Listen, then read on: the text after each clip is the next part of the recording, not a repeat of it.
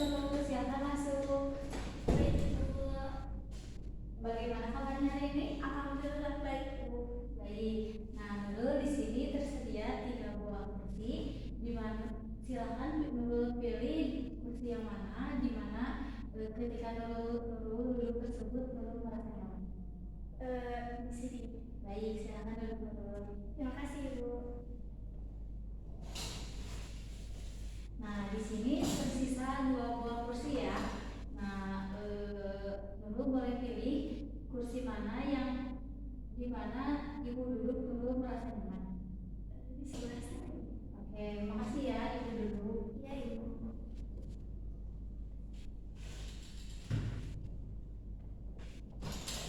Apakah sudah nyaman duduknya? Sudah, Ibu. Nah, Nurul, Ibu sudah melihat ya impact inform yang sudah Nurul berikan terhadap Ibu. Apakah Nurul mengisinya sendiri atau dibantu oleh orang lain? Ini sendiri, Bu. Oke, baik. Baik ya. Nah, apakah sudah siap melakukan sesi konseling pada kali ini? Siap, Bu. Baik. Sebelumnya, Ibu izin memperkenalkan diri terlebih dahulu ya. Nama Ibu Lulus Definisi. Di sini Ibu sebagai konselor yang dimana akan membantu Nurul untuk melakukan proses sesi konseling kali ini. Nah, di sesi konseling kali ini Nurul biasanya dipanggil apa biar lebih nyaman? Nurul. Oke, Nurul aja ya. Sebelumnya izin bertanya ya, apakah Nurul sudah melakukan sesi konseling atau belum? Sudah. Oke, berarti Nurul sudah tahu ya bagaimana sesi konseling itu berjalan. Tapi di sini Ibu menegaskan kembali terkait sesi konseling kali ini, yaitu di sini Ibu sebagai konselor di mana Ibu membantu menyelesaikan atau mengasih solusi terhadap permasalahan yang Nurul sedang alami. Nah, sebelumnya ada yang ingin Nurul tanyakan terlebih dahulu? Untuk sesi konseling ini berapa menit? Oke. Untuk waktunya? Ya, sesi konseling itu biasanya terdiri dari 4 sesi, di mana setiap sesi terdiri dari 45 menit sampai 60 menit. Kemungkinan kita sering ketemu ya. Iya. Nah, Nurul, dalam proses konseling juga ada yang dinamakan asas kerahasiaan nih, di mana semua yang kamu ceritakan itu aman gitu ya, tidak akan sampai bocor. Nah, kalau boleh tahu siapa saja yang boleh tahu gitu terkait sesi konseling kali ini? Mungkin keluarga sama teman dekat aja sih. Oke, di sini juga Ibu izin merekam ya, boleh? Boleh. Oke, makasih. Kalau sudah tidak ada yang mau ditanyakan lagi, sekarang coba ceritakan apa yang ingin kamu diselesaikan pada sesi konseling kali ini. Saya mau mengelola emosi saya, gitu, agar saya tidak mudah marah. Oke. Baik, terima kasih ya kamu sudah mau terbuka. Bisa kamu ceritakan lebih detailnya bagaimana dan kapan biasanya kamu merasa mudah marah? Biasanya saya merasa emosi atau mudah marah itu ketika saya lagi capek, banyak tugas atau ada masalah sama teman. Jadi kamu biasanya kamu mudah marah, merasa gampang marah saat capek, tugas menumpuk, dan sedang ada masalah dengan teman, begitu ya? Iya, Bu, rasanya itu seperti penuh gitu di kepala. Sepertinya dalam kondisi seperti itu kamu merasa sangat lelah, tertekan, dan tidak nyaman. Iya.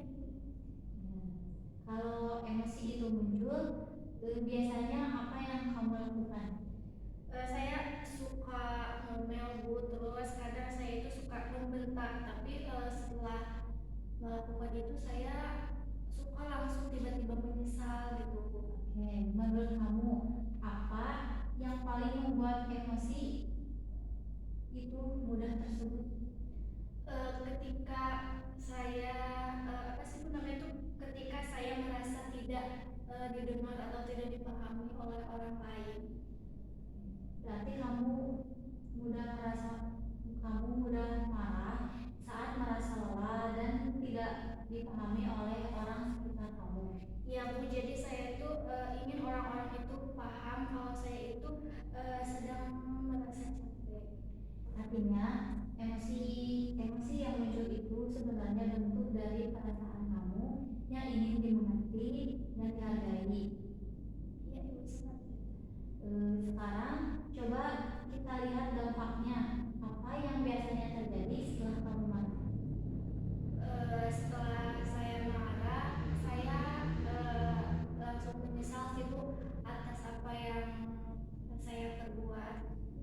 Setelah marah, kamu merasa menyesal, sedih, dan tidak nyaman dengan sikap kamu sendiri. Iya Ibu. Berarti sebenarnya kamu ingin menjadi pribadi yang lebih baik, tapi masih kesulitan mengendalikan emosi. Seperti itu. Iya Bu, saya sering merasa bersalah gitu, jadi apa ya, jadi lebih gampang emosi gitu. Oke, baik. Di sini Ibu dapat simpulkan dulu ya. Kamu sering mudah marah saat merasa capek atau tugas banyak dan merasa ketika orang-orang sekitar tidak memahami kamu. Saat marah juga kamu sering bertengkar lalu kamu menyesali perbuatannya.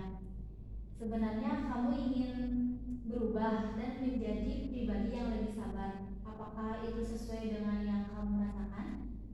Iya Ibu, saya ingin berubah menjadi lebih baik lagi dan agar saya itu bisa mengelola emosi saya dan agar saya itu bisa menempatkan aja gitu.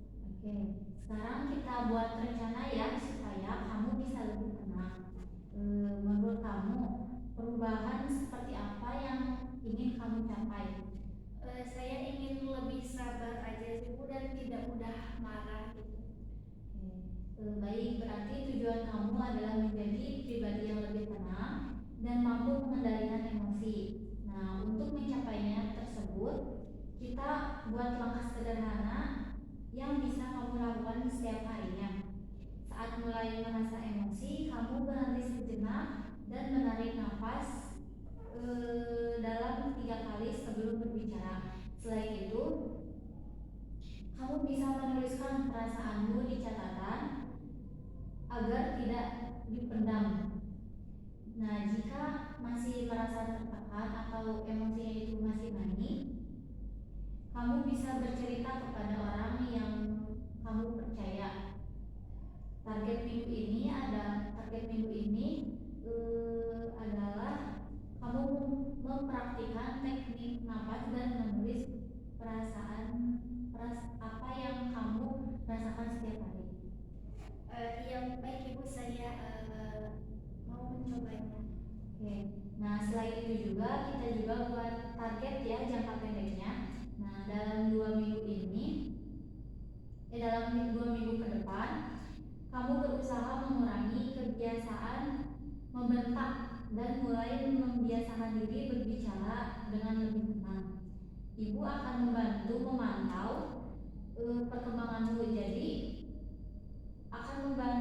Jadi tujuan kita bukan hanya mengurangi marah, tapi juga melatih cara menyampaikan perasaan dengan lebih baik. Nah, bagaimana menurut kamu? Saya setuju Ibu. Saya ingin belajar bicara lebih baik lagi agar saya lebih tenang ketika ada masalah. Jadi agar saya itu tidak mudah marah gitu.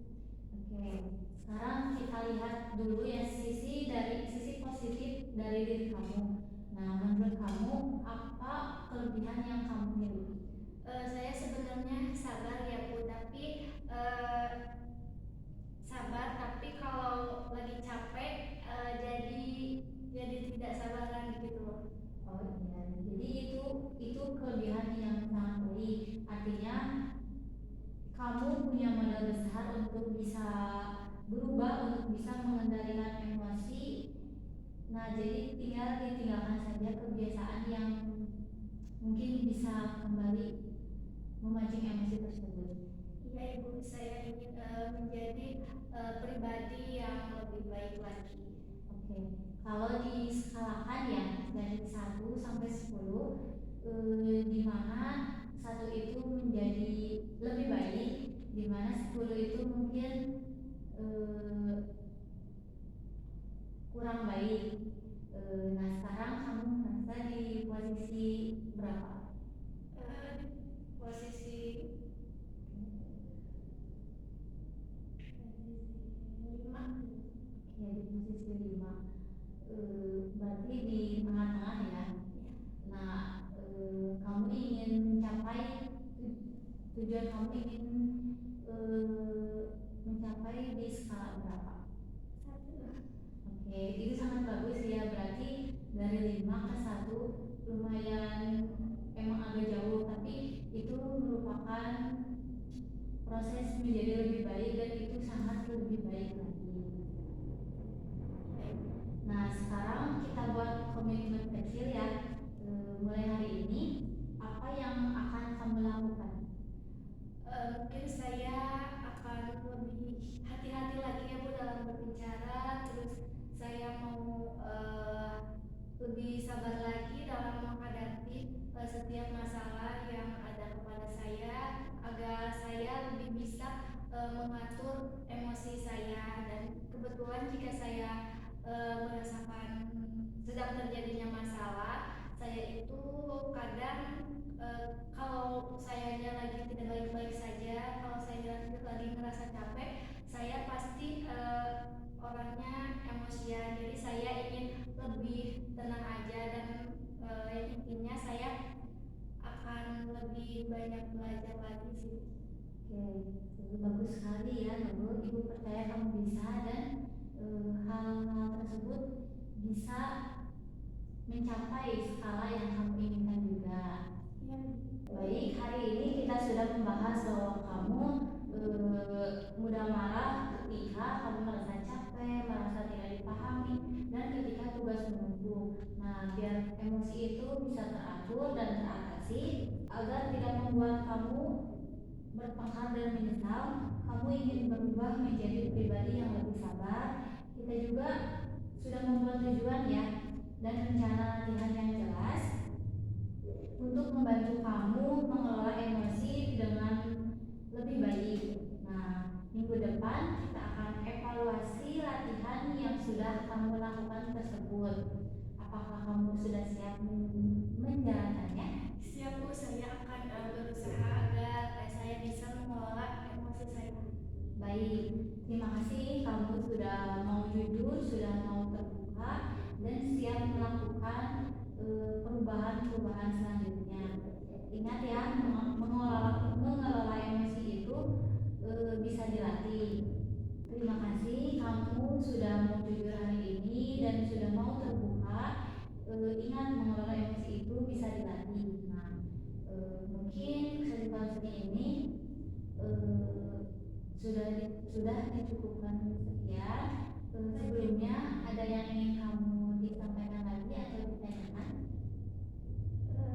Sepertinya sudah cukup Ibu. Oke, kalau sudah tidak ada yang mau disampaikan dan ditanyakan lagi, kita tutup saja ya sesi konseling pada hari ini. Kita lanjut sesi konseling